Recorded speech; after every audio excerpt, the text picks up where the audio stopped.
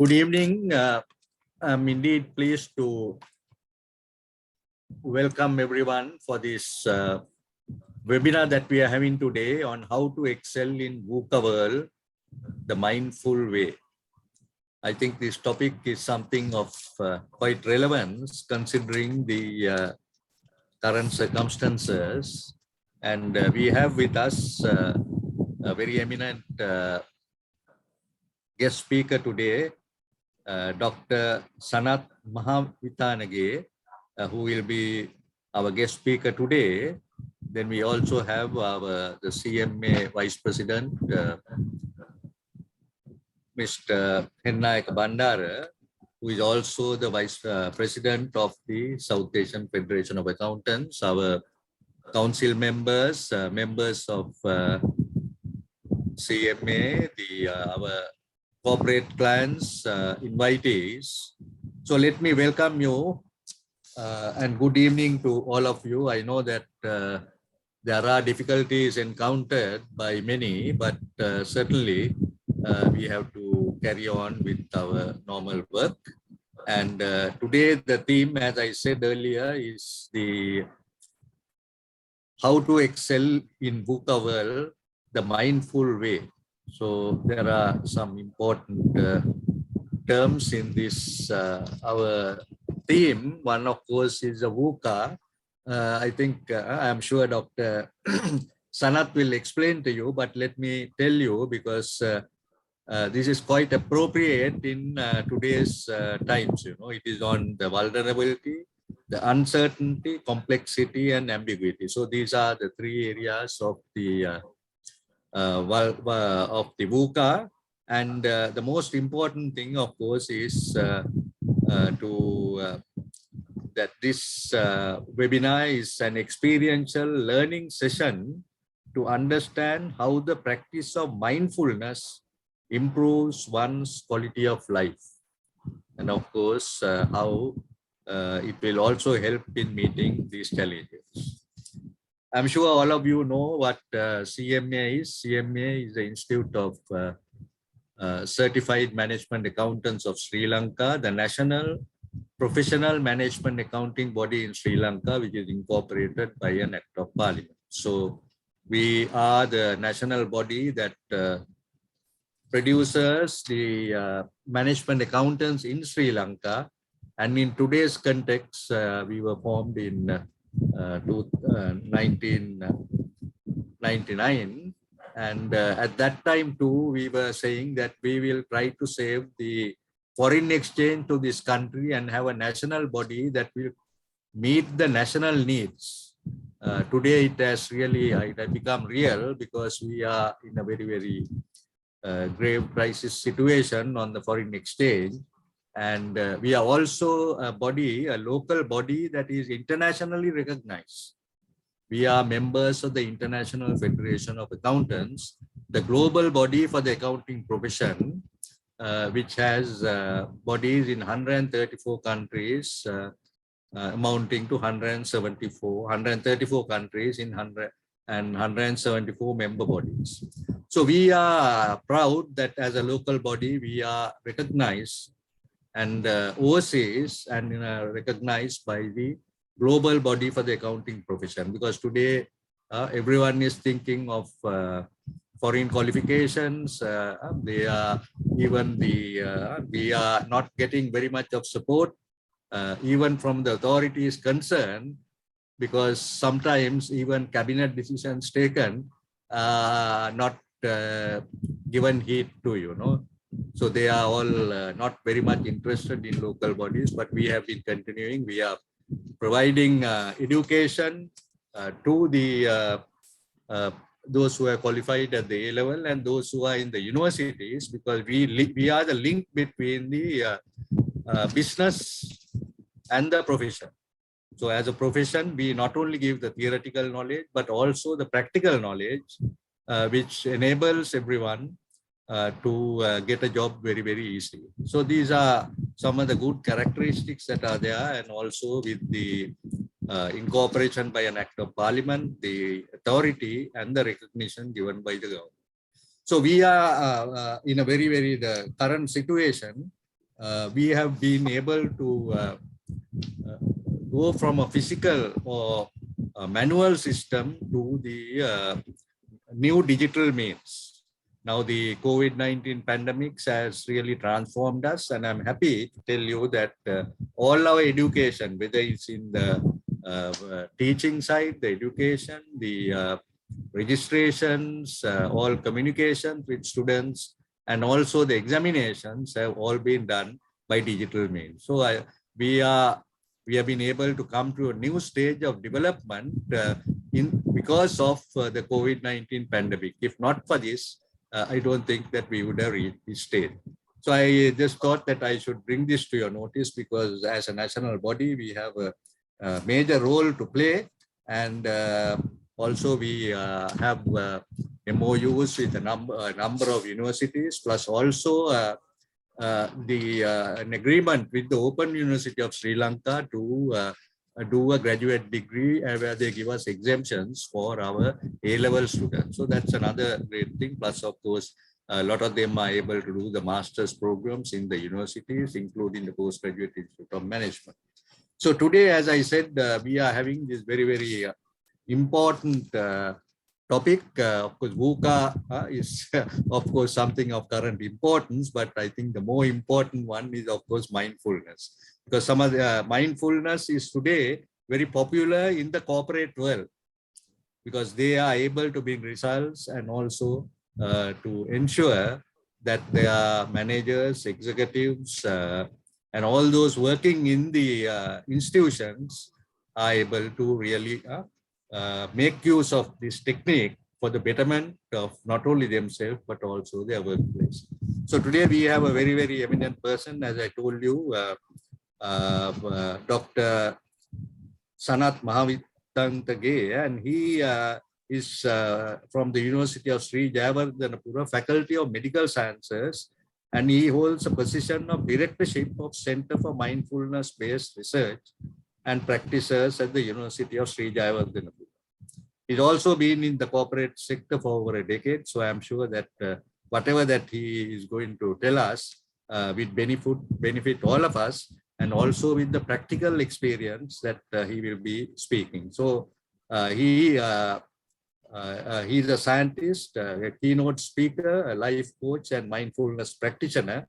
And I know that he is also involved very, very closely with the mindfulness programs for school children, which has been started with the education department and the, I think it's Reverend Dhammajiva Mahathera who has started this one, and it's a very, very good concept for the children starting at that young age. So Dr. Sanath, I have now great pleasure in inviting you, and I must thank you for accepting our invitation, especially at this time, which I think VUCA is there and where things are uncertain, but certainly we can make everything certain with the talk that you are going to give us today. So may I invite you, Dr. Sanath, to address us.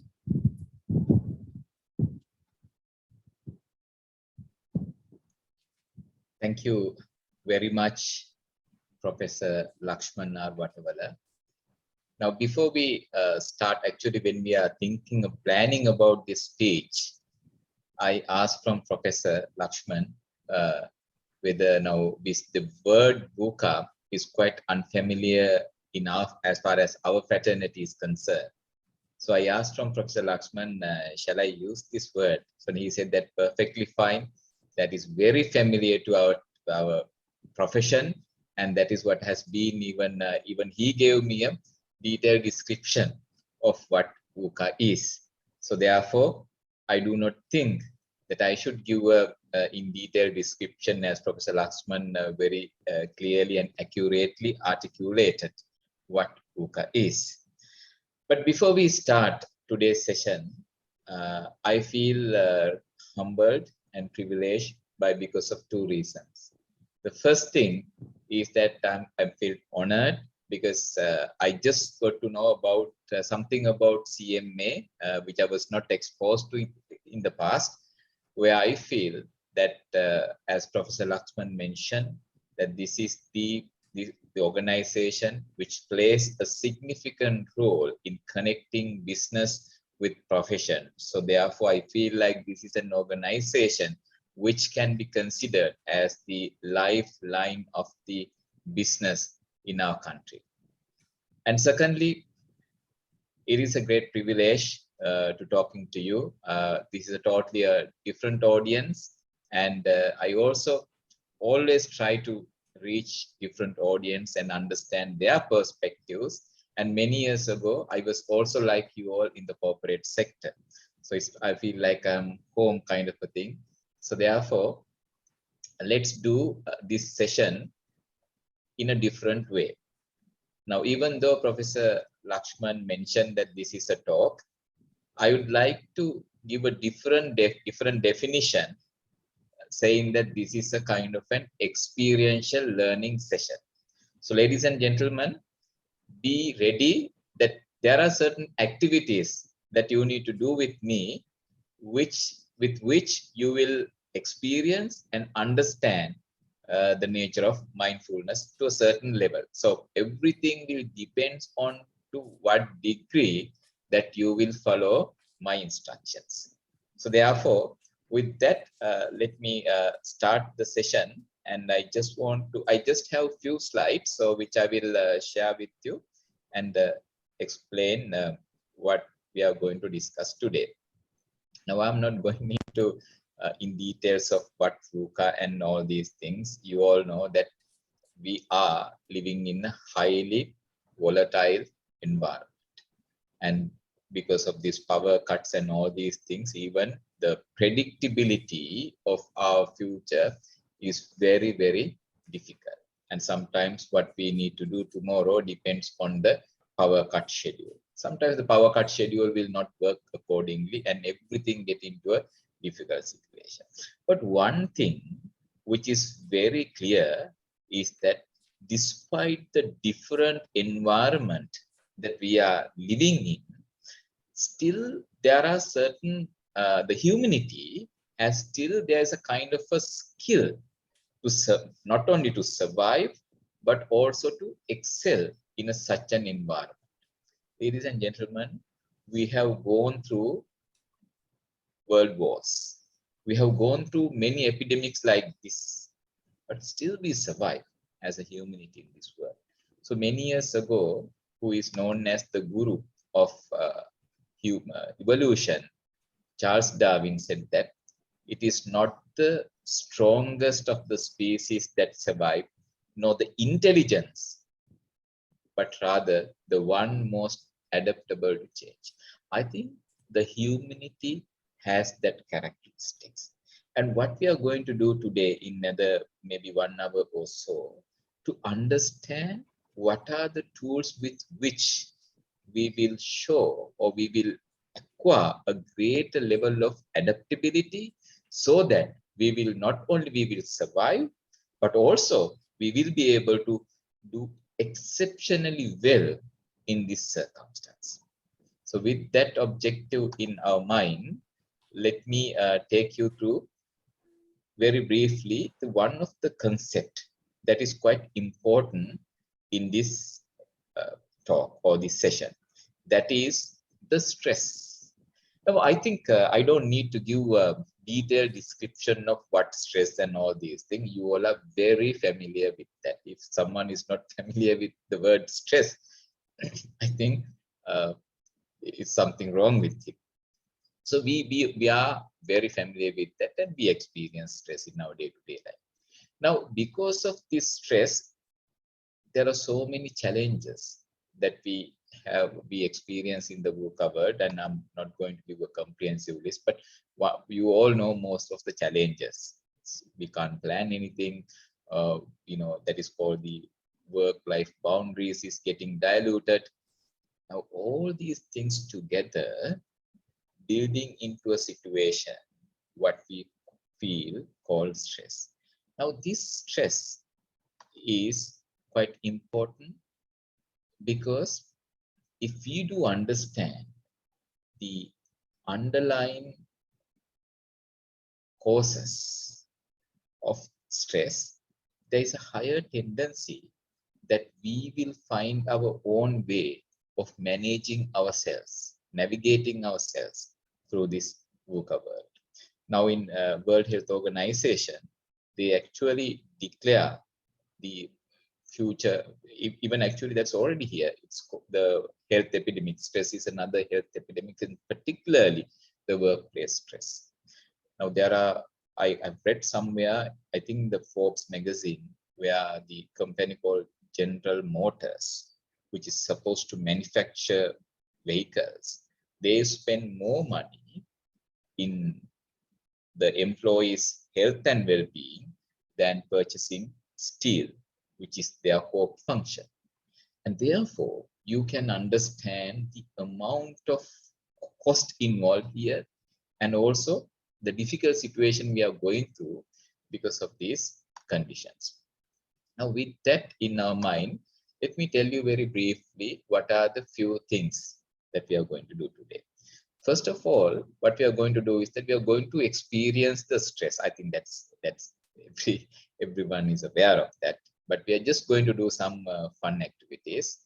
And then what we are going to do is that we are going to do some activity where we are going to measure our own stress level. So this is an exercise that we are going to do. So you will be able to understand where you are. And secondly, what we are going to do is that we are going to experience if we are capable of making this stress zero, how are we going to feel it? What is the feeling of living in a zero stress zone? So we are trying to attempt and understand how we are going to feel it. And then I'm going to give you a toolbox with 3 components. So what are these 3 components is that how best we can manage our stress and then feel happy. And second one is how can we gain momentary concentration. Don't worry about this terminology. I will explain it later, with which we can shift ourselves from a multitasking person to a supertasker. Now, we can't do monotasking in a nowadays context because of the environment. So every one of us are trying to do multitasking and we get into problems. But there is a way in which that we can perform multitasking without getting into problems. And that is the point, term that I have coined called supertasking.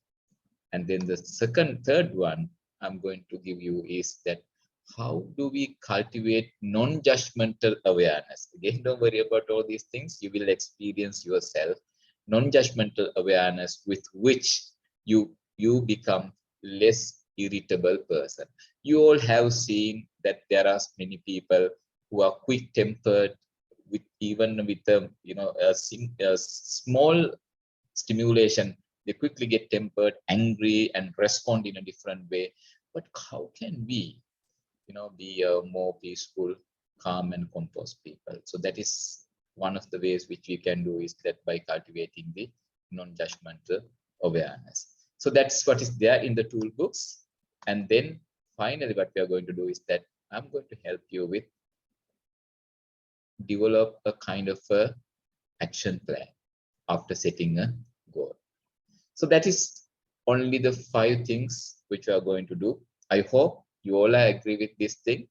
And if there's anything, just put into the chat box. Time to time, I'll be checking the chat box. If there are anything else that you want to add in the context of mindfulness, please feel free to include that in the chat box. So with that introduction, let us start. The first thing is that the stress. Now, this is a collection of photographs. You can see 1 to 11. Now, generally, I do an exercise, but because of the interest of the time, I'll just take you through.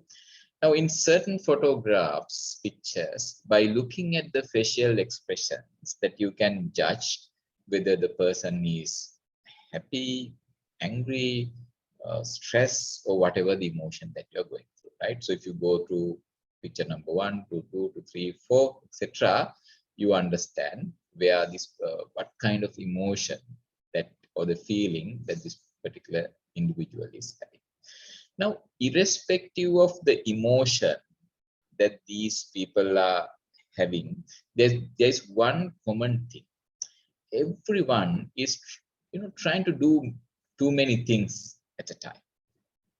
Now, that is what the reason psychologists are saying is that when we try to do too many things at once, it's actually harmful for the brain. And that is what is shown in the next slide.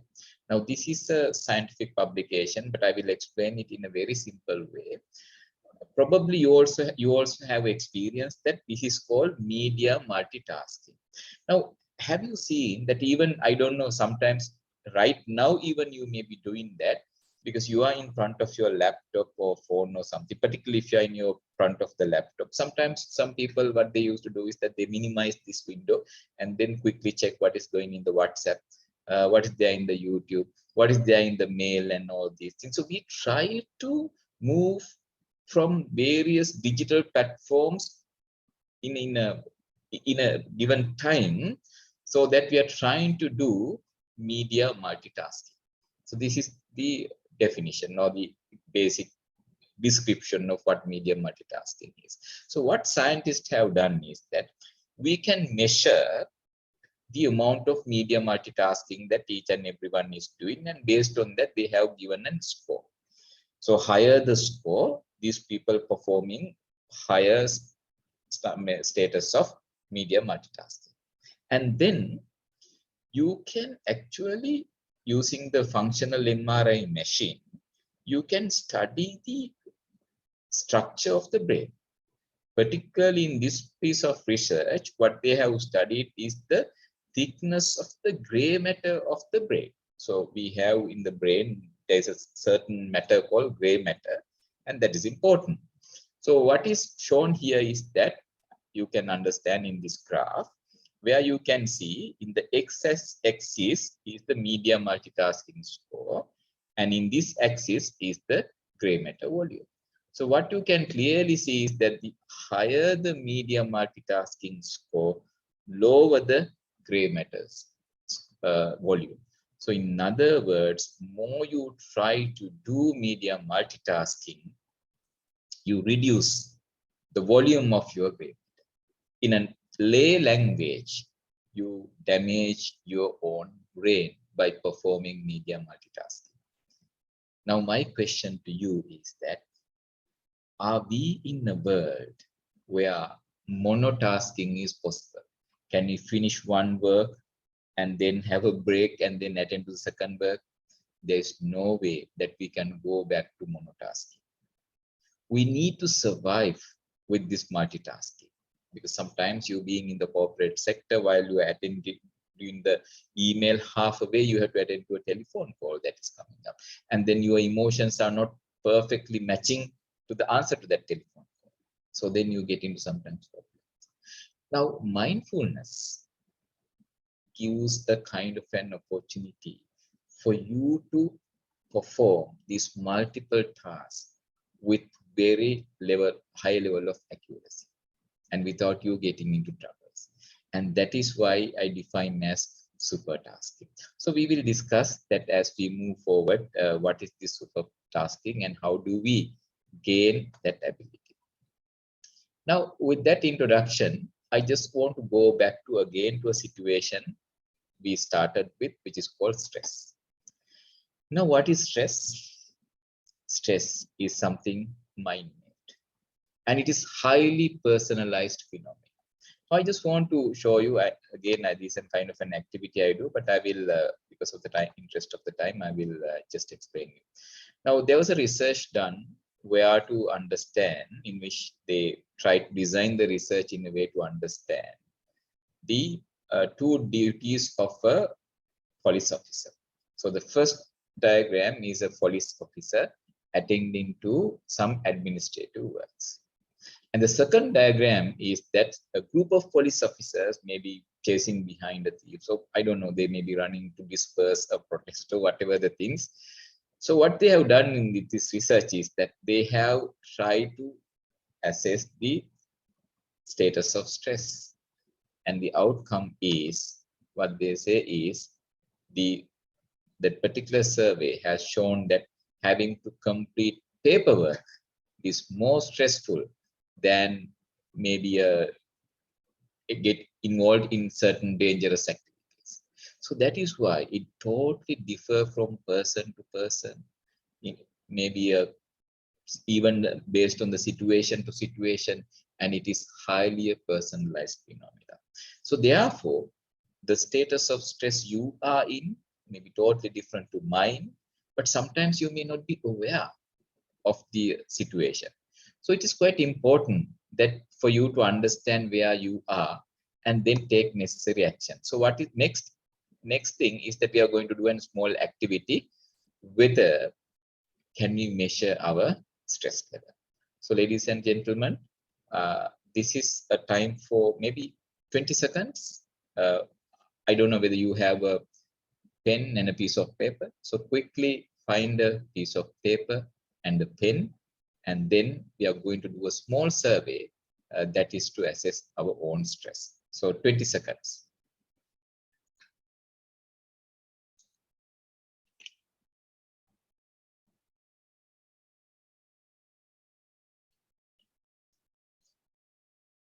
I hope that you all are now with a pen and piece of paper. So this is called a perceived stress scale. I'll show you the scale. So this is a globally validated psychological tool to measure your stress. So now take your piece of paper and then just number from 1 to 14 in a descending order, 1, 2, 3, 4 up to 14. Right? So these are the 14 questions. So I'm going to read quickly those 14 questions, and in response to that, what you have to do is that you have to select your status and write in front of that number. For example, if it's the question number 1, once I mention you the question, stated the question, what you can do is that the particular response, it may be 0 to 4, you need to write just in front of the number 1. So as you have to do the same thing with the question number 2, 3, 4, etc. So let's start quickly. So we will not spend more than 2 minutes here. So I will read the questions quickly, and then you don't need to think much. Quickly put your corresponding number in front of each question. Question number 1. In the last month, how often have you been upset because of something that happened unexpectedly? If it is never, 0. If it is very often, 4, or sometimes it may be a middle number. Put whatever the number that you think that could have happened during the last month. Good. Question number 2. In the last month, how often have you felt that you were unable to control the important things in your life? 0 to 4 again, whatever in the scale.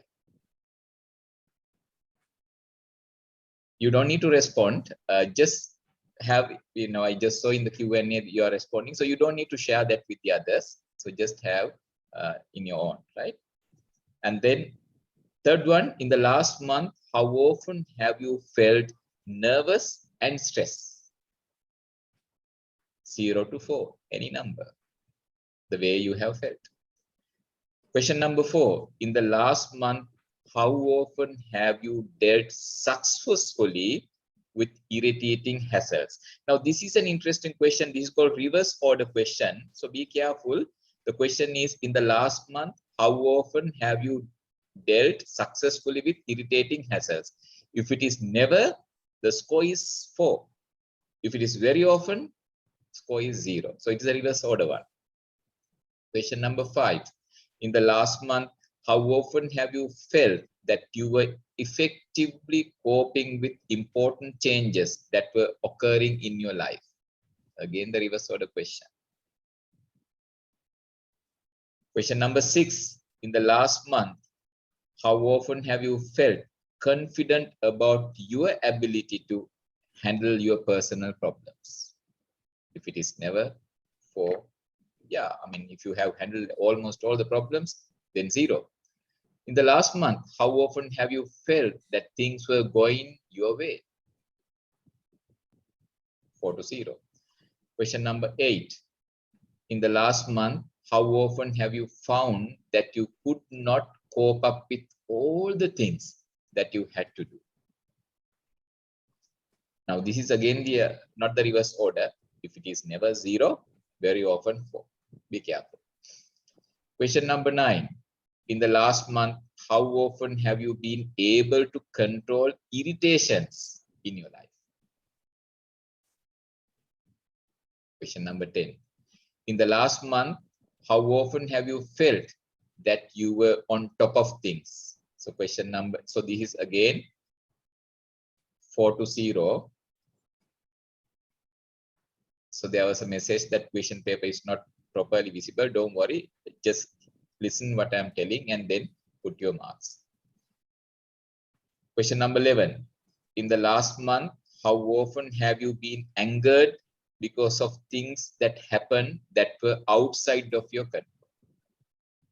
If it is never 0, if it is very often 4, or in any middle value. Question number 12. In the last month, how often have you found yourself thinking about the things that you have to accomplish? In the last month, how often have you found yourself thinking about the things that you have to accomplish? If it is never 0, if it is very often 4. Question number 13. In the last month, how often have you been able to control the way you spend time? If it is never 4, this is a reverse order again. And if it is very often 0. Question number 14. In the last month, how often have you felt difficulties were piling up so high that you could not overcome them? So if it is never 0, if it is very often 4. So now,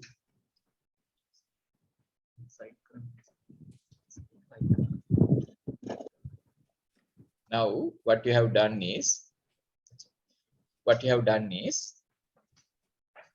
you have responded to all these 14 questions. And in front of each and every question, you have a value from 0 to 4. Now I'll give you again 20 seconds to sum up all these things. So please sum up and see what your value is. And I don't want to share with everyone, but for the purpose of understanding us, it would be good if you have done this thing, just send your own value as a direct message to me, because it's very important to share among the team. So if you have done your calculation, kindly send me as a direct message so that I can actually read it for the others. Because in the next slide, I'm going to show you results of a similar group that I have done so that you will understand where you are. Thank you so much. I'm just getting the values. Very good. So while I'm getting the values, yeah, I'll show you a study that I have already done. So that clearly shows that you are highly engaged. Thank you so much. So let's move into the next slide. Now, this is the results that I have got by doing this survey among another group of people. So here that range from 19 to 46. Now, one of the things that I want to highlight at this moment is that by looking at your own score, do not compare with others. Just think about your own status. Now here, one of the key thing I just want to mention here, that here there are no cutoff values. There is no cutoff value saying that above this status is highly stressed, below this status is less stress. But rather, higher the score, higher the stress, and lower the score, lower the stress. So you can actually make it 0. You have seen the values, or even maybe 60 is the highest you can go. So in this population, what I see is that people are ranging from 19 to 46. So let's see what is our here. People have shared that value. So 32 is here, 21, 27, 45, 17, 30, 33, 21. My score is 29, 33, 10, 23, 30, 39, 25, 35, and then 28, 31, 22. So thank you so much. I feel very happy that you are really engaged in this thing and you have done your things. Now, Thank you very much. You missed question 2 and 21. So I will share this questionnaire through the chat box so that you can do by yourself. Don't worry about that. And then 26. So thank you so much. Thank you so much. Now let's get into the subject. Now, what is the benefit of knowing where you are? So that is basically your last month audit. So you have done your audit about your emotional status, and now you have got the results. Now, having got these results, what is next? Now, for example, if you consider this particular, I can't remember gentleman or lady, 46. If I were him, I will make a determination. No, I will try to do something to reduce this to, let's say, 36 or by 10 points within a period of month. Because again, you can do this survey after 1 month period. And what we are going to do next is that this is the stress that is basically causing all our problems, and that is where we get into a lot of troubles. So what we are going to do next is that, having understand where you are, we will spend just few minutes to discuss how it is related to this VUCA and all these things, and then we are going to go into the toolbox directly, that is the mindfulness. Now, to understand this phenomena, to link your current stress status with this VUCA situation or your performance or whatever the things, I'm going to give you 2 scenarios for you to understand the nature of your mind. Now, this scenario 1. Now, just assume a scenario. Today is Friday. Let's assume a scenario that's Sunday morning. You have nothing to do. You are at home. You are relaxed, just like this gentleman. You are sitting in a couch maybe in your living room, wherever, and then you are feeling very happy and just listening to music or doing whatever things. But all of a sudden, you saw maybe you say that a pen in front of you in a coffee table or somewhere, or maybe a notebook. And after seeing this notebook or pen, sometimes there may be thoughts that may be generated where something related to the office or the activity that you have to do next Monday. And that may be sometimes maybe an unpleasant task, or maybe a stressful situation, or your mind goes back to what has happened in the last week. And in a fraction of second, ladies and gentlemen, you transform yourself to a happy person to an unhappy person. And what prevails at that time, if you really look at your mind, is that the wandering mind. You are sitting in your living area in a very comfortable way, but in your mind, you are somewhere else. Maybe in the office, maybe somewhere else, maybe thinking about a task that you are trying to do. And that is a fraction of second. You have transformed by being a happy person to unhappy person. Scenario number 2.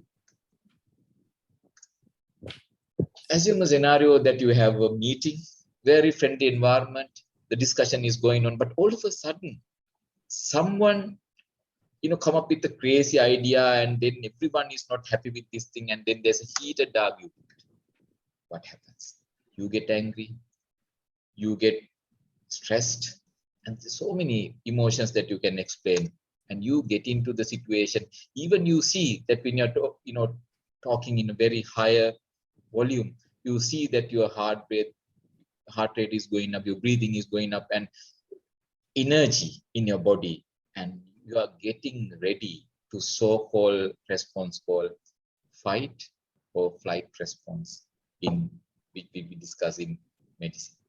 That is a situation where our body can be prepared to face any dangerous situation, whether to fight or run away in a fraction of a second.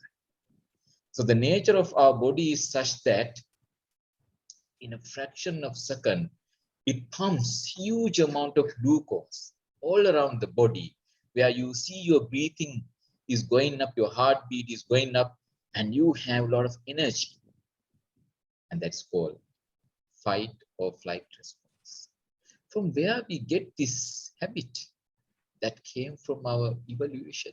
When we are living in the jungle millions and millions and millions years ago, that is a response that we have adapted for our mere survival. We never have had automatic rifles and all these things to defend ourselves. We are just like other animals in the jungle. While we are walking in the middle of the jungle, sometimes, you see in a far away, there's a tree and underneath there's an animal, but we don't know whether it is a predator or a lion or someone, or some other animal, or it may be a small animal which can be your food. We don't know. But for whatever the things, either we have to fight or run away.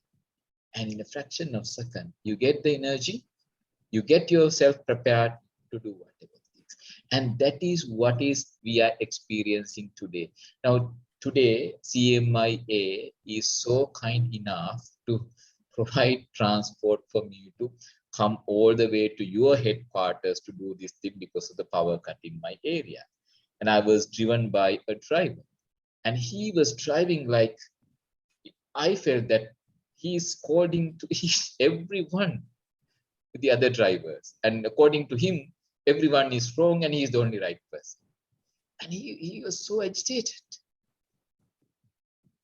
Certain things you can't do because if you park in front of the traffic light, and you can't do anything. But still, he is in sight of irritation. And we still carry that the old thinking. But do we really need to have that? If you really see the conflicts that is surrounding us, the difficult situation that we are facing, that is mainly because of that. And another term that we use is called lack of emotional literacy, or you can say emotional illiteracy. You are not aware of the way in which your emotions are arising, and you are just aware when it has manifested as an action or a word.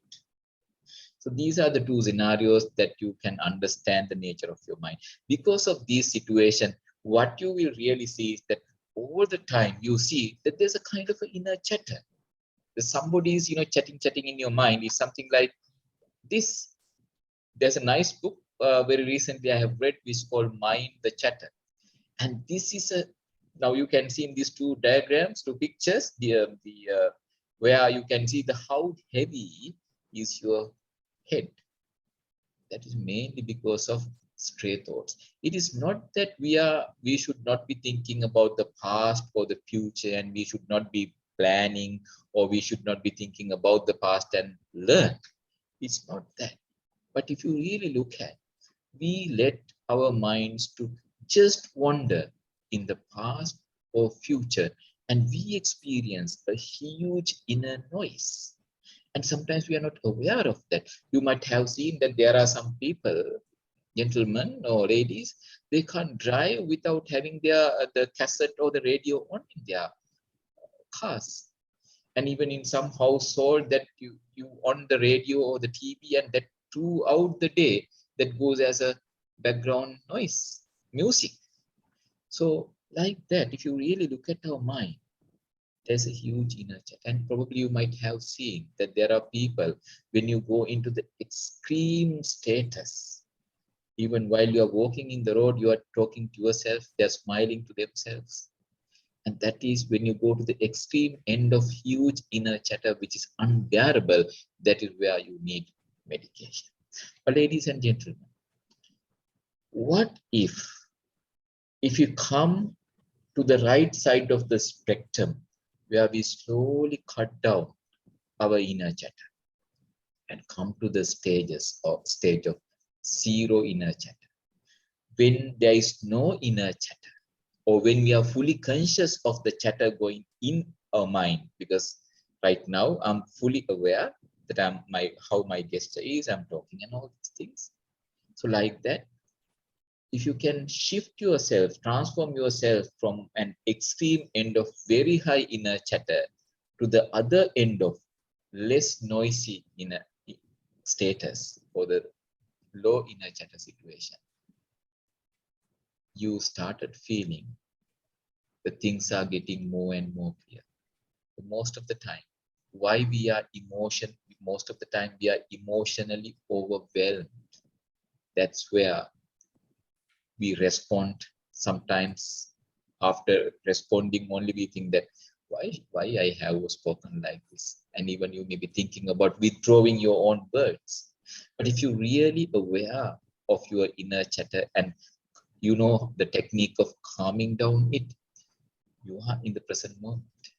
When you are in the present moment, you know exactly what is going at this moment. You hear what exactly told by the other person. You understand what exactly happened at the current context. Because you are not wearing a colored glass. And you are not looking the world through your emotions. You see the reality as they are. You see the reality. You see the things as they are. So that is where this mindfulness is coming very handy. So you are not in the past, you are not in the future, you are in the present moment. That doesn't mean that a lot of people, they get get into the misunderstanding that means that we should not be thinking about the past, we should not be thinking about the future, which is wrong. Even we are thinking about the past, we have to be conscious that I'm thinking about my past. Even if we are planning our future, we need to be conscious that I'm planning my future. But what happens here is that when you get into the inner chatter, is that you get into a dream world where you have no idea what you are thinking. You get into a stream of incessant stream of thoughts, and you have no control of it. And you become a person who are just like behaving in a mechanical way, and which we call autopilot mode. You all know, gentlemen, that in flights there is a particular switch. Once you switch on that, it just go on, and the pilots can take a rest. And we try to do things in automatic pilot. And mindfulness is something where we try to maintain our minds in the present moment, most probably what we do right now. So Professor John Kabat-Zinn is the first, maybe we can say the professional who introduced mindfulness into the mainstream of medicine, where in the Western world now it has been used as a therapy, and as Professor Lakshman mentioned at the very beginning, it's becoming more and more popular. But actually, there are scarcity of people who really practice mindfulness and who can basically articulate what mindfulness is. So when you try to be in the present moment, you sometimes using your body as an anchor, or by focusing on what is happening right now, you will be able to cut down or calm that inner chatter to a significant extent, and you started feeling or experiencing the true nature of the things. And that is what comes with the mindfulness. Now, the next point is that if that is the case, what exactly the mindfulness, or how do we feel when we start practicing mindfulness? With that, I will be doing a small activity where this is called a mind jar. You can see this one. It's very nice. We can say there's a clear liquid. Now, what would happen is that if I started shaking this liquid, now see, I'm slowly shaking this. See what happens to the liquid. Earlier, it was so transparent, very clear, crystal clear. Now, cloudy, dark, not so beautiful. So this is your mind when you get angry. This is your unmindful mind. Now, if you really want to bring this back to the normal situation where it was so beautiful, we can do it by doing two things. One thing is that this is just a bottle of jam, so I can just open it and then forcefully push down these particles. The other thing I can do is that I can stop shaking and keep this steady as possible. Just look at these things. Now, when I stop shaking, you will see these particles. Certain particles are go to the bottom so rapidly, so fast. Certain things take time. But I was just looking at these particles as a whole. And if you continue to look at maybe in a 20 seconds or 30 seconds, you will see that almost all the particles have got sedimented. Now, ladies and gentlemen, just think about your mind when you get angry, when you get unhappy, when you get overwhelmed. What you're trying to do? You're trying to, most of us trying to suppress our thoughts or try to deviate, listen to music, so something like that. And that, again, sometimes may cause more and more stress. But rather than that, if you can cultivate the ability to watch your thoughts like these particles. When I was looking at these particles, I never had any opinion about a particular particle. I was just looking at as a whole. And I have had no judgment towards any particle. And I was just thinking, I was not thinking like, this particle should go first, this can stay a little bit there. No. I was looking at non-judgmental. So when you get into the irritable mode, difficult situation, unhappy, is there a possibility that you can be conscious of your thoughts, like what you did with this mind jump, without having any opinion, without having any judgment? And if you can cultivate that, you will see no sooner you being conscious of this thinking process, the thinking process subsides. And you don't need to put any efforts. And it becomes an effortless situation. So this is what you will gain when you started practicing mindfulness. For example, now I am in a room here. There is a AC and all these things surrounding here. But if there's another noise coming somewhere else, sometimes I may get irritated. But I get more and more irritated when I started responding to it, when I started resistant to it. But if you look at this particular thing without having any opinion and judgment, what happens is that I will not get irritated. It will still disturb me, but I will not be responding to it in a negative way. So that is what is called non-judgmental awareness. Have you seen that? I'll give you a very simple situation. There are a lot of people who try to do multitasking. Sometimes they, attend to the phone while doing something else, etc. And those who are not cultivating mindfulness, I have seen that these people are quick-tempered people. They get angry very easily because of that nature. You are cultivating a type of mindset. But if you continue to practice mindfulness, what happens is that you gain momentary concentration. So that means you are capable of paying attention to moment. It may be a fraction of a second, but as you're fully attentive of the particular moment, what is it called? Your emotions will not swing from one particular situation to the other particular situation. So therefore, you are always fresh in that particular situation.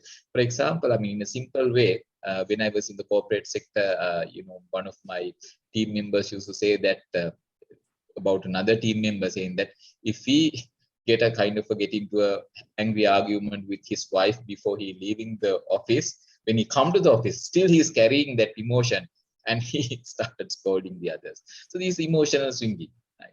But if you gain the momentary concentration by practicing mindfulness, what happens is that you come to a situation where you will be able to maintain your mind in the present moment, and you will have the right emotion at that particular time. So ladies and gentlemen, all these things you can experience as you practice mindfulness. Now the second question is, the last part of my talk today is that how are we going to practice mindfulness? Now ladies and gentlemen, I am going to introduce you 3 things with which you can practice mindfulness in a very practical way. The number 1, you can use tools. So this is a tool. The Western world has gone so far in mindfulness techniques where you can go to the there are apps you can just go to. If you're using your smartphone, you can download the app called MindJar. And there's another application which is called Tibetan Singing Bowl. So I used to label them as micro meditation session. Now, generally I work for continuous for 90 minutes and do this activity, and that really refresh my mind. The second activity I invite you all to do with me. So what is in my hand is called Tibetan Singing Bowl. So we are going to do a small activity where this is mindful listening. So we are going to do two activities. Number one activity is that I'm going to make a sound which start from a very high note, which slowly fading away, so that your challenge is to listen carefully and then just be conscious. Try to catch the end of the sound. Let's start.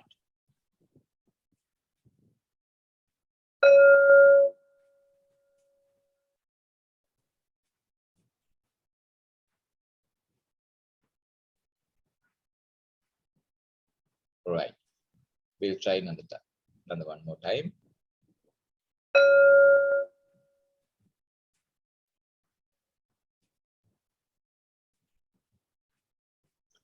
Right, now the opposite of this. Here the challenge is that I am making a sound which starts from a very low note, but it slowly increases and then stays. So your challenge is to identify the beginning of the sound and then continue to be conscious throughout the end of the sound. Let's start.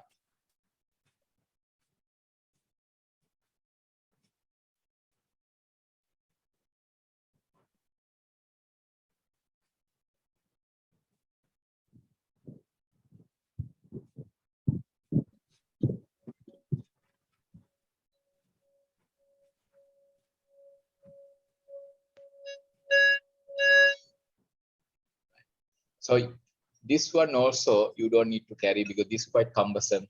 But if you go to the App Store, you can easily find this Tibetan Singing Bowl. So these are some of the tools that you can use to practice mindfulness. If you go to the internet, you can find so many tools. So that is number one. Number two is mindful walking and mindful sitting. We are going to do a very maybe 5 minutes mindful sitting session. But before that, let me briefly explain you how to do mindful walking. Mindful walking is so powerful and so profound, particularly for beginners. And that even can be practiced even under any difficult mental situations that you are in.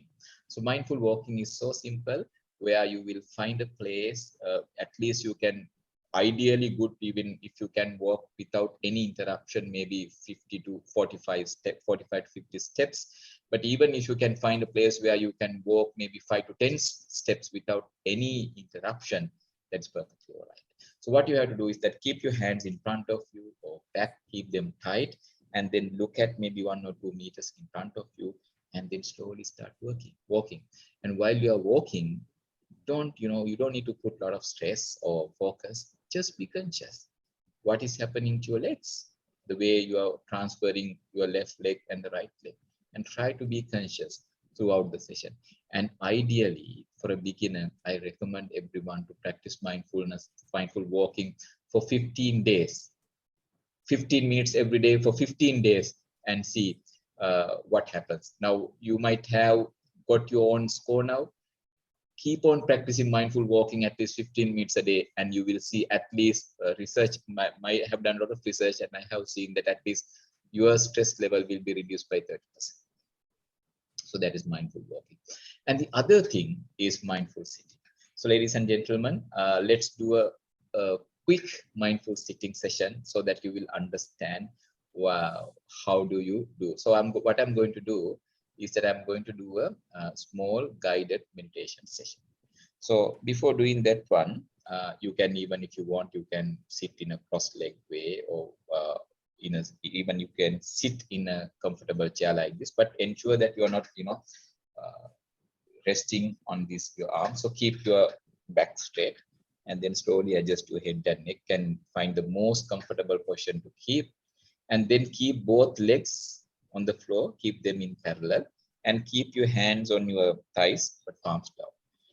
So when you sit like this, you will see that you are sitting relaxedly and very symmetrical. So what we are going to do now is that to experience what is happening right now. So for that, we don't need to keep our eyes open. I slowly invite you to close your eyes in a gentle and slow, in a gentle way and slow.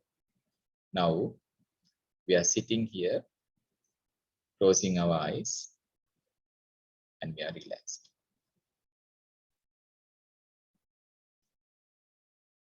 Just be conscious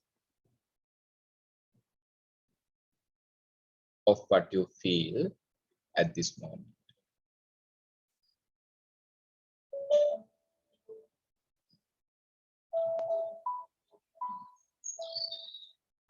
See whether you can experience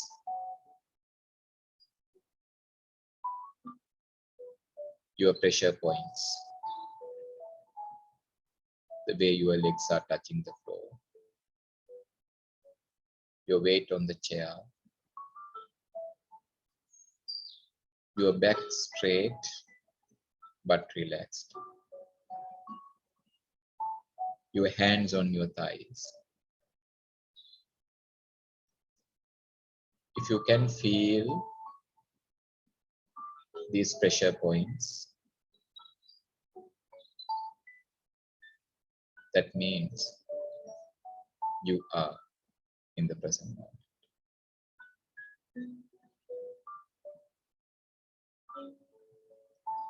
See what else you can experience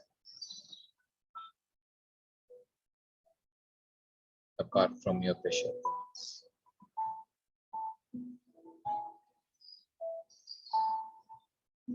Sometimes you may experience the rise and fall of the abdomen.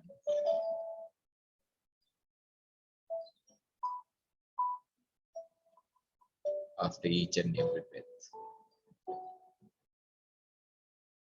or the beating of your heart, or even minor muscle twitches, the rhythmic movements of your body.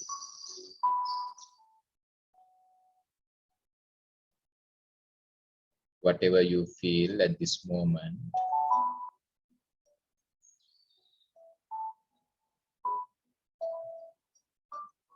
just be conscious of it.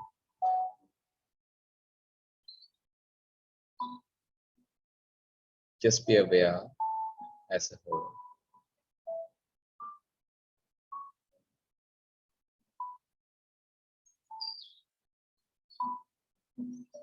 While you are sitting here relaxedly, sometimes without knowing, you may experience that your mind is wandering. Maybe in the past, maybe in the future.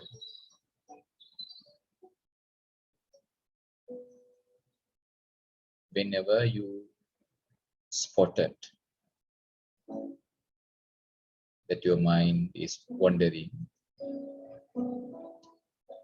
do not try to suppress those thoughts. Do not let them proliferate or entertain them. Instead of that, just be conscious that there are thoughts in your mind.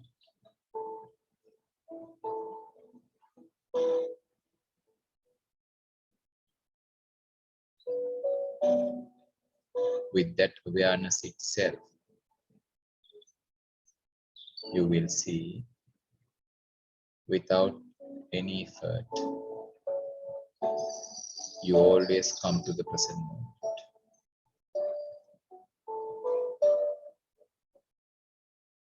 So whenever you start feeling your mind wanders, please apply the same technique.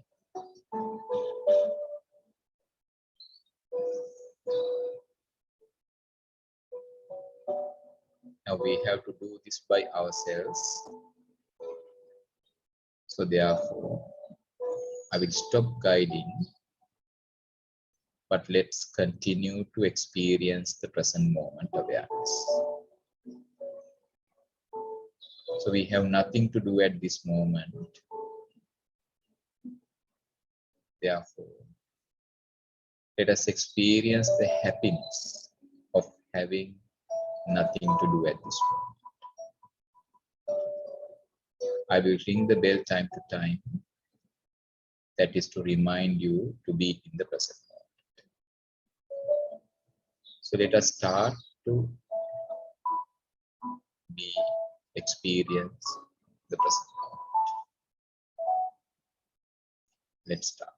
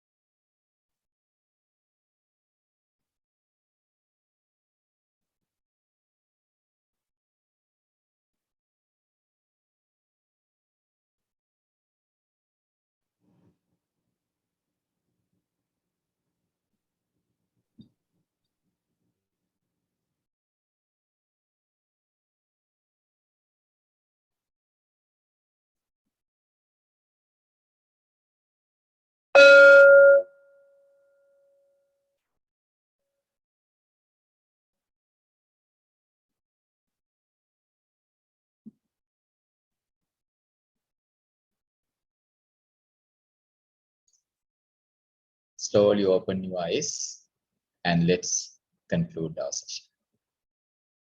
So that is a brief session of mindfulness. Now, there are many other ways that you can practice mindfulness apart from these techniques.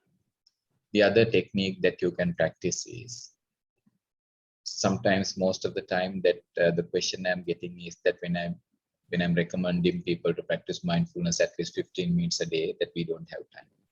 But there's another way that you can keep on your practice with your day-to-day activities. Now, can you recall the situation where you get up today in the morning? If you can go back to that situation. If you want to redo that situation, let's do in a mindful way. You remember the way you get up from the left side or right side, and the first time that you feel that when you're keeping your legs on the floor, and the way you prepare your bed, and then you go to probably the washroom, and can you remember having brushing your teeth? What is the type of toothpaste? Which color is your toothbrush? And then you have your breakfast. So in this way, you can start doing every activity that you do in your day-to-day life, starting from the morning to the evening in a mindful way. So ladies and gentlemen, if you combine all these three things together, so that's the toolbox. Use these type of tools. Second one is mindful walking and sitting. And third one is mindfulness with day-to-day activities. You will see a huge transformation in yourself. And that is scientifically proven. And let me share you the last slide that I just want to share with you, just to showcase you the power of mindfulness, the scientific perspective. So in this research, what they have done is, scientists is, let me show you. You can see the diagram here. What is clearly shown here is that each green dot resembles a mindfulness practitioner. And what is in the x-axis is basically the duration of practice of mindfulness. And what is in the left axis is the thickness of the left hemisphere of the prefrontal cortex. And you can see with the increase of the practice of mindfulness, there is a thickness increases in your left prefrontal cortex. So what does that mean? That when you cultivate mindfulness, when you train your mind to think in a certain way, it increases or it makes specific functional and structural changes, particularly in the prefrontal cortex, which is totally responsible for all your higher order functions like mathematical skills, the emotional status, as well as the creativity, your efficiency and everything. So that is why the Harvard Medical School, they recommend to practice mindfulness mainly to improve your quality of life. And in conclusion, this is actually adapted from the Human Resource Council journal, where they say, based on those research, it has shown that it increases memory, attention, focus, flexibility, creativity, and speed. So therefore, they conclude that employees in that is why in the Western companies they're interested in practicing mindfulness, where they say employees who practice mindfulness actually gain 62 minutes of productivity each week. That means that you don't get additional time because sometimes you are becoming more and more productive, and also go along with less stress and less pain and better sleep. Sometimes, ladies and gentlemen, when we go to sleep, we can't sleep. There's a huge thinking happening in our brain, in our minds, related to all the activities that we have done in the day. But if you try to be mindful with all your activities, you will come to a situation where you will be able to maintain your mind always in the present moment. And at that status, what prevails is nothing but the happiness. And you may see that your capacity is improving. There was a nice story where there was an old tusker who was just wandering, and one day he just got into a lake, but unfortunately the lake was full of mud, and this tusker got in the middle of the lake, and then he can't pull himself out because of he's now sinking. Then he was shouting, and then actually what has happened is that this tusker belongs to the king, and the king has a special attention to this tusker. And king ordered his people to come and rescue the elephant, but he couldn't do. But one wise man gave him an advice that bring the royal army and ask them to play the battle music, the war drums. And with that, this tusker was actually one of the head of the leading elephant in king's army. And with that, the tusker has gone back to his younger status, and he got energy. And with a great shout, he came out from the mud by himself.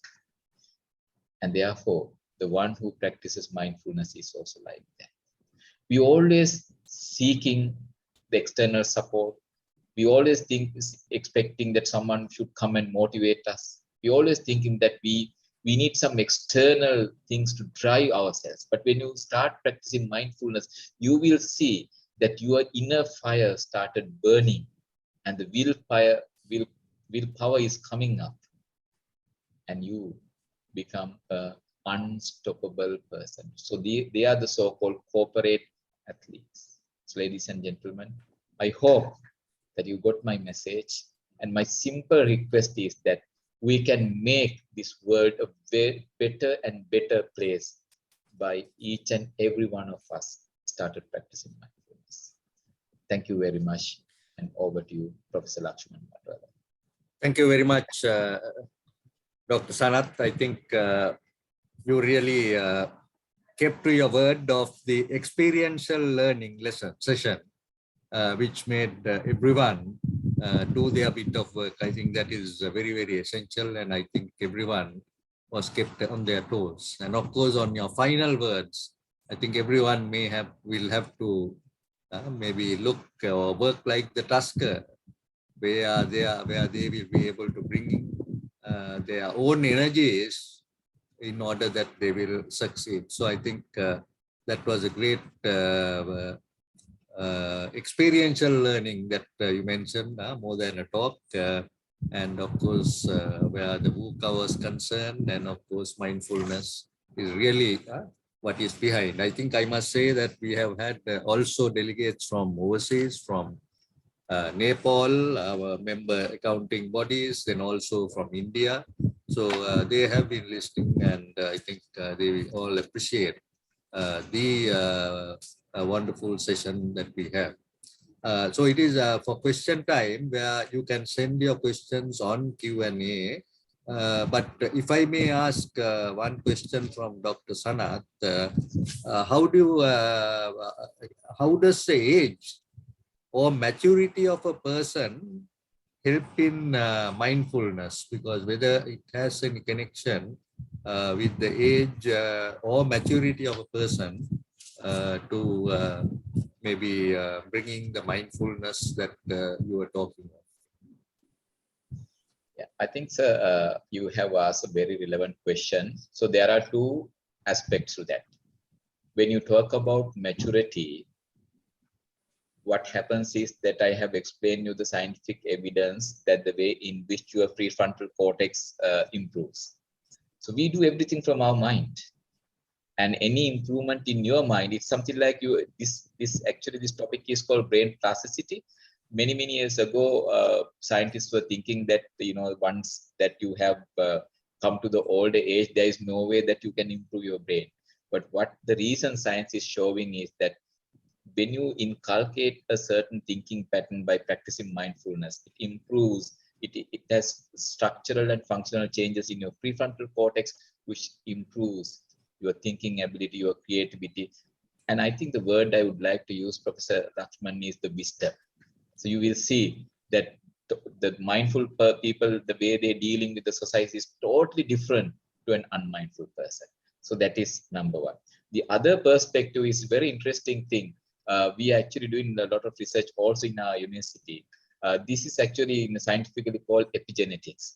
Now, epigenetics is something that is which changes in our body without changing the gene sequence. So forget about these definitions. But one thing I want to say is that mindfulness is now known as a kind of a anti-aging technique. A lot of people, they are really worried about when they go to the old age, they change their face, they get into the old age and all their appearance and all these things. But what the science is showing is now is that when you look at the mindfulness practitioners, you will see that they're always happy, they look younger, and their physique is so much shaped. And that is mainly coming because what they have shown is that even my thoughts influences the entire biochemistry of your body, and that changes your physical appearance as well. So these are the two perspectives I just want to share with you. So if you really want to look younger, and if you want to have be more with wisdom, please practice mindfulness. Thank you, sir, for that question. I think there is a question. I will just read it. I already started practicing sitting meditation. After few minutes, I feel sleepy. That's a very good question. Now, you know that when we start a journey, now assume a scenario that you have been given a map and you are in a journey. Now, this is the first time you are going in that fort. Now, you start by reading the map and you start your journey, and then you saw that those signposts, maybe a certain villages you are just passing, which are in your map. You feel so happy because you know that you are moving into the right direction. And ladies and gentlemen, when you start practicing mindfulness, if you feel sleepy, be happy.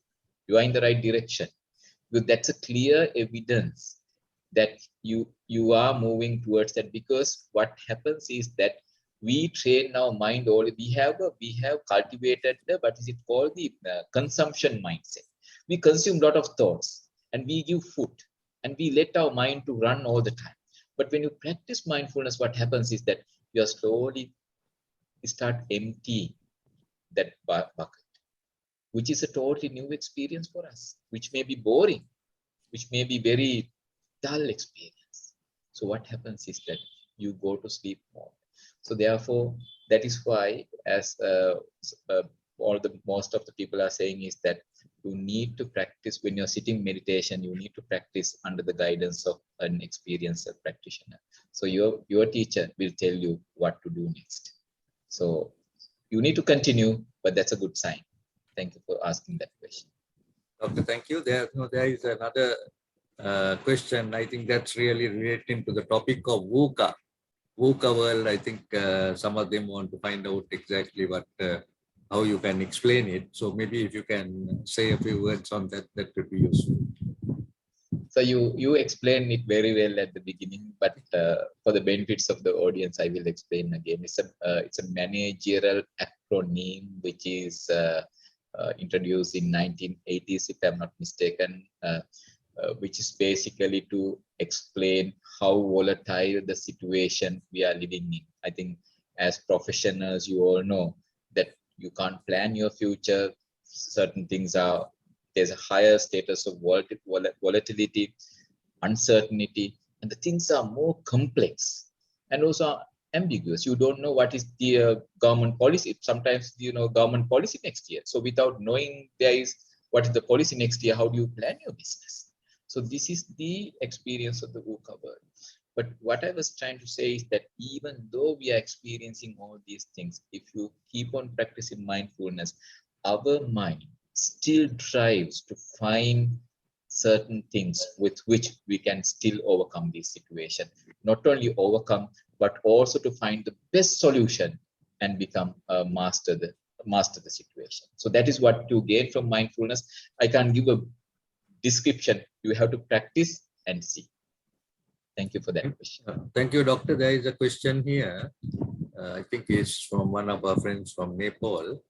We should also talk about decision-making capability, quality versus mindfulness. You have any comments on that, Doctor? Yes, correct. I think that is a very valid question, our friend from Nepal. So welcome to Sri Lanka. In the decision making. Sorry, it's from India. Biswarup is from India. Sorry. Welcome to Sri Lanka. So we are privileged to have you here on our talk here. So decision making is sometimes, you know, that if you make any decisions with overwhelmed by emotions, you're not making the right decision. And the people with more wisdom will make the most correct decision. Sometimes, even though you make the wrong decision, if you are mindful, you can manage the consequences. So one of the things that mindfulness gives you is that's why a lot of corporates are so interested in getting their employees to practice mindfulness, is that you become more focused, more attentive, and that really helps you to make the right decision or the most appropriate decision at this time. So for me, I feel that the person who is more mindful tend to be more practical and more accurate in their decision making. Thank you very much for that. Thank you. Another question: how do you control or avoid instant anger? Thank you so much. This is a very, very important question. Now, no sooner you try to control and avoid your anger, that is where your anger is rising. So therefore, ladies and gentlemen, don't try to suppress, control, or deviate your anger. So then what are you going to do? Honestly speaking, more you try to control your anger and suppress your anger, you become more and more angry. It's just like a volcano. You may be able to suppress it for a maybe few short period of time, but it's like a rubber ball that you're trying to keep under the water, and no sooner you take your efforts or even maybe eruption, the ball will come. Instead of that, what you can do is it's a nice thing. So that is what is called non-judgmental awareness. When you keep on practicing mindfulness, actually because of the lack of time, I could not explain you. What you gain is called emotional literacy. Now, I'll give you a very simple example. Now, when I started practicing mindfulness at the very early, maybe 20, 25 years ago, a few weeks after that, you know that these are very simple. Maybe sometimes you may feel that this is a silly statement, but this gives you the real answer. Now, when I'm serving, food into my plate, I started feeling the secretion of saliva. And I was thinking that whether I have become more greedy or more craving. Then when I approached my master teacher, and he said that, no, you were earlier also, the saliva was secreting, but you were not aware of that. But now, with the mindfulness increasing, you are now capable of identifying the emotion, arising of the emotion at the very beginning. Ladies and gentlemen, it is very easy to cut down from your, very small thing rather than letting it to become a branch. So even if you are capable of catching out the very first thought or the series of thoughts or the stream of thought that is slowly rising into anger, what happens is that with that consciousness alone, you will see that the stream of thought slowly subsiding and anger disappears. Because the theory is that our minds cannot hold two thoughts together. Have you ever experienced happiness and sadness in one occasion? No way. So therefore, no sooner you started being conscious prevails and that emotion subsides. So mindfulness will help you to do this effortlessly. So whenever you start, your anger rises, you be conscious, anger disappears. So that is the best way to deal with that. Thank you very much for asking. Dr. Sanath, the last question. Now, always in mindfulness, you explain that we should be in the present moment. Now, will you be able to explain that, and also how one would know that you are in the present status? I think that's something that someone they want to find out about this present moment, and how would you know that you are in the present moment? This is again a very important two questions. The first question, that how would you, I will start from the second one. How would you know that you are in the present moment? Right now, in front of the screen, you may be sitting or you may be lying down. If you can be conscious of your posture, if you feel your pressure points, if you hear what I'm talking, and if you are conscious of your inner chatter, that is a guarantee and a certificate that you are in the present moment. No sooner you started not feeling your posture, whether you are walking or talking and doing this thing, that is a certificate that you are not in the mindfulness. In a simple way, you always try to be use your body as an anchor. When that's if you get a ship or a vessel, it use an anchor to dock. So then your ship is stable. So like that, use your body and always test whether I can feel my posture, whether I know that I'm talking, I'm eating, all these things. And as far as you are aware, that you can say that your mind is in the present moment. And so there's one last comment I want to mention, because there were so many things came up. So we really need to, all the time, we really need to acknowledge the source.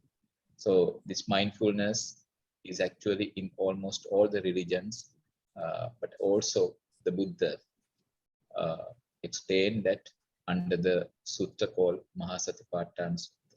And what we practice here is that the basic form of that, where we are cultivating a thinking process where we keep our mind in the present moment. So ladies and gentlemen, I firmly believe that it is a common natural phenomena for entire humanity.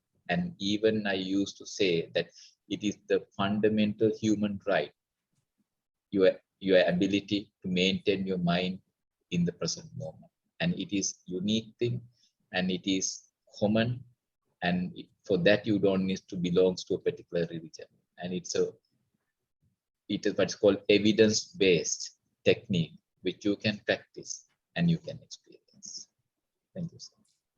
Thank you very much, Dr. Sanath. I think we have listened to you, because when you talk of the present moment, everyone is talking of the power crisis, because I can see a lot of them also have sent maybe various messages, because we had over 400 registrations, but unfortunately, due to the power problem in different areas, they have not been able to log in, and some of them have also informed me. But certainly, we are having the recording, so we will make this available to everyone so that they will be able to make use of the experiential learning that you spoke of, which will really be very useful to them. So let me thank you very much. And to give the closing remarks, I will invite the President of the South Asian Federation of Accountants, who is also from our CMA Sri Lanka. Sri Lanka is holding this post. And we also have some of our friends from India, from Nepal, who are also present for this very important webinar that we had. So may I now invite Mr. Hennaka Bandara, who is the President of the South Asian Federation of Accountants, which includes all the SAARC countries. And I think it's indeed a big honor for us to hold this position. And let me invite him to give the vote of thanks and give the final words. Over to you, Hennaka. Thank you, Professor. Good evening to all of you. In fact, there's a power cut in my area. I was able to join through my mobile. So please bear with me. I was not able to join my video. Ladies and gentlemen, the subject area Dr. Sanath discussed this evening was totally different to the subject areas we discussed in the past in our CPD seminar series. After listening to Dr. Sanath, you would have realized that in today's context, it is important for all of us to follow the good practices highlighted by him. He mentioned that being mindful can help you to appreciate the important moments in life, allowing you to become fully aware and engage in activities. Those who practice mindfulness often experience better regulations of their emotions and less reactivity to stressful situations. He also spoke on several benefits of mindfulness, such as decreased stress, improved well-being, improved mental health, and also improved creativity and memory. So I'm not going to summarize all what the doctor has mentioned. He was able to he explained very well, and we were able to improve our knowledge on almost all the areas that he has mentioned. So ladies and gentlemen, with that, on behalf of CMA, let me thank Dr. Sanath Mahawithanage for taking time off from your busy work schedule and sharing your knowledge, experience, and expertise among all of us. Let me also thank our President, Professor Lakshman Vatabala, for organizing this event under the CPD program, even though, as I mentioned, it's a totally different program, but it's very useful to all of us. I also would like to thank our members from various other countries, Nepal and India mainly. Always they are with us whenever we are conducting a CPD program for our membership. I must thank all of them for your participation, and also our council members, as well as all participation for your participation. Thank you. Stay safe. Good night to all of you. Thank you. Thank Thank you, you, Mr. Hennaka Bandara. Dr. Sanath, may I also say that we have a very close link with the University of Sri Jayawardenapura because I think it was Professor Harendra Karyavasam, who's the Dean of the Faculty of Accounting. He's a member of our council, and he was able to speak to you and tell about our interest. And unfortunately, he had, I think, these days very busy days, and I think has a lecture on. So unfortunately, he could not be present. But let me thank you, because this association, as I said, is not only in the accounting area, but in the other areas. And mindfulness, as you said, I think the more important word for us is the VUCA, for the business side. But if we are to solve those problems, then of course we have to look at mindfulness, which we are very, very thankful to you. And despite the problems of the power crisis, I think I must thank everyone who attended and for the support that have been given, and also our secretariat and of course our technical side. I think Taranju has been helping you a lot, and I know that you came all the way from earlier you were planning to do it from the university, but due to the power cut. So we are fortunate that maybe we are in a region where currently there is no power cut. I hope that they will not start cutting the power in our region also. But let me thank you, and the facilities that we were able to provide you. I hope I wish to thank you again for the great service that you are doing, because I know that it's not only for the professionals. As the director in charge of the Mindfulness Center at the University of Sri Jayawardenapura, you are really doing a great service, and I wish you all the very best.